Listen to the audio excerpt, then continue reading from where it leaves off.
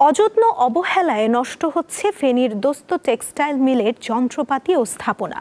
লোকসানের মুখে 2011 সালে বন্ধ করা হয় এই প্রতিষ্ঠানটি।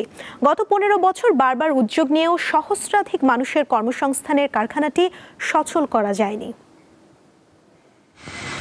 1965 সালে ফেনীর রানীরহাটে 21.5 একর জমির উপর কার্যক্রম শুরু করে দোস্ত টেক্সটাইল মিল। 1972 সালে কারখানাটিকে রাষ্ট্রায়ত্ত প্রতিষ্ঠান হিসেবে ঘোষণা করে সরকার। সহস্রাধিক শ্রমিকের হাতের ছোঁয়ায় তৈরি এ প্রতিষ্ঠানের সুতার চাহিদা ছিল দেশ বিদেশে। চাহিদা অনুযায়ী কারখানাটিকে আধুনিকায়ন করতে না পারায় 1993 সাল থেকে এটি লোকসান গুনতে শুরু করে। সরকার 1997 সালে মিলটিতে সার্ভিস চার্জ পদ্ধতিতে উৎপাদন শুরু করে, কিন্তু এরপরও অবস্থার উন্নতি না হওয়ায় 2011 সালে স্থায়ীভাবে তা বন্ধ করে দেওয়া হয়। সচল থাকা অবস্থায় কারখানাটি ঘিরে জমজমাট ছিল ওই এলাকা। আশপাশে চালু হয় হাটবাজার, স্কুল সহ বিভিন্ন প্রতিষ্ঠান। এখন শুধুই নিস্তব্ধতা। কিছু কারণে এই মিলটা বন্ধ হয়ে গেছে, যার কারণে আমাদের কাজীবাগ ইউনিয়ন পরিষদে ফেনী জেলাতে বেকারত্বের হার বেড়ে গিয়েছে। সুতরাং আমরা চাই যে এই মিলটা আবার নতুন করে চালু হোক।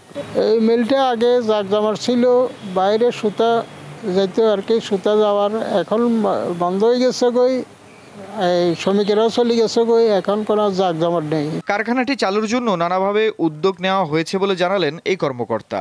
আমরা কার্যক্রম নিচ্ছি যে এটি কিভাবে পুনরায় এটিকে সচল করা যায়।